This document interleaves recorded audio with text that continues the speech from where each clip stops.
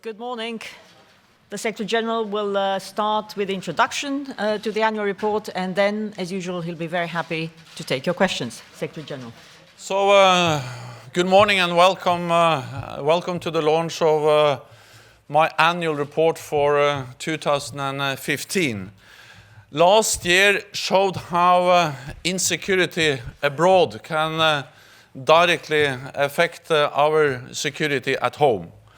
We saw this in the brutal terrorist attacks in our cities, in the biggest refugee crisis in Europe since World War II. We also saw it in Russia's continued actions in Ukraine and its recent military buildup in Syria and Eastern Mediterranean. But last year also showed how NATO is responding. We implemented the greatest strengthening of our collective defense since the end of the Cold War, and cuts in defense spending among European allies have now practically stopped. Let me start with collective defense. We have visibly increased NATO's presence in the eastern part of our alliance. And to the south, we have agreed to increase the presence of AWACS early warning aircraft over Turkey as we continue to augment Turkey's air defenses. We have tripled the size of the NATO response force to more than 40,000 troops. And at its core is our new very high readiness spearhead force. That is now operational, ready within days to deploy to wherever it is needed.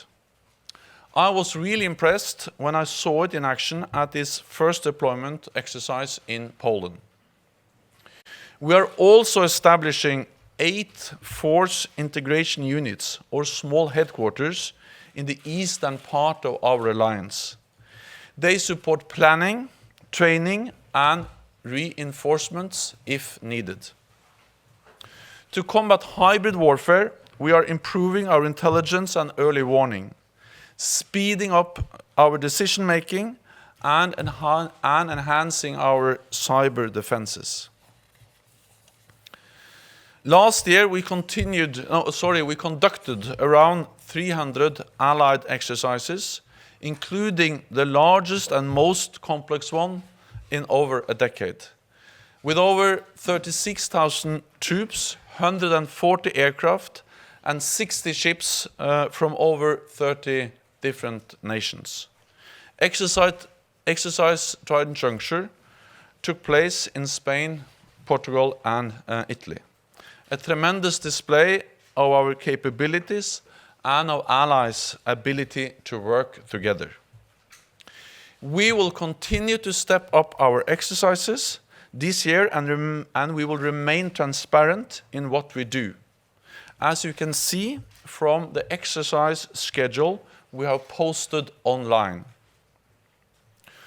Over the last 2 years, Russian air activity close to NATO's European airspace has increased by around 70%. In response, Allied aircraft scrambled over 400 times to intercept Russian aircraft. We have made substantial progress with our new alliance ground surveillance system, including the first test flight of one of our new Global Hawk drones. This system will provide real-time intelligence to our commanders in theater. And we have also made important steps for NATO's ballistic missile defense system. The arrival of 2 more US Aegis ships based in Spain, progress towards the activation of the missile defense facility in Romania, and this spring we will break ground for a new site in Poland. This is a defensive system to protect our European allies against the real threat of ballistic missiles from outside the Euro-Atlantic area. Of course, boosting our defense posture does not come for free. And that is why, in 2014, NATO leaders committed to end the cuts and gradually increase our defense spending. Over the last year, we have started to move in the right direction. After many years of substantial reductions in defense spending, the cuts have now practically stopped among European allies and Canada. And in 2015, defense cuts were close to zero. Let me give you some figures. 5 allies now meet our guideline on spending 2% of GDP or more on defense. 16 allies spent more on defense in real terms in 2015. And 23 allies increased the amount they are spending on new equipment. This has taken a lot of effort, but we all need to do more. Because to the east and to the south, we face the biggest security challenges in a generation. NATO is at the forefront of the fight against international terrorism. The aim of our mission in Afghanistan has been to deny safe haven to international terrorists. We continue to train, advise and assist the Afghan army and police. They face significant challenges, but they are holding the ground. We decided in 2015 to maintain our current level of troops this year. And we are looking at how we can contribute to the funding of the Afghan security forces until 2020. Every NATO ally is part of the global coalition to counter ISIL. The coalition's high degree of interoperability is a key asset, built through years of challenging NATO-led operations and training. To address the root causes of instability, NATO is working even closer with our partners in the region. We are building the defense capacity of Jordan. We will soon start training Iraqi officers, and we are working with Tunisia on special operation forces and intelligence to help them be stronger in defending themselves. And we are working with other countries in North Africa and the Middle East. In the Western Balkans, our mission in Kosovo continues to bring much needed security and stability to a region that has been highly volatile. And in 2015, we took another important decision which will advance stability in the Western Balkans.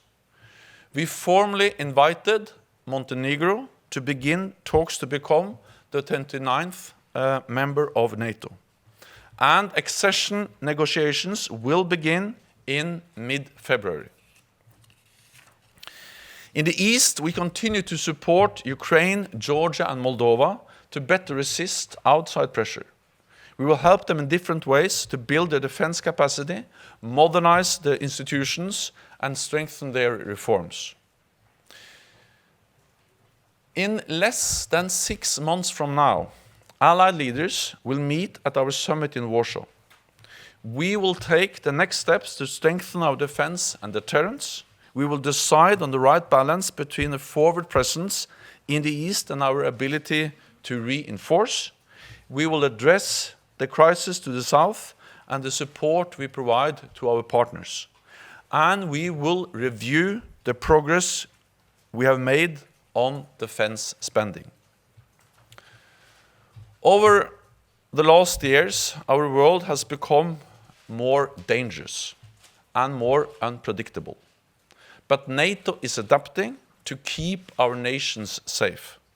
In 2016 and in the years ahead, NATO will remain an anchor of stability, staying strong, open for dialogue, and working with our partners around the world. And with that, I'm ready to take your questions.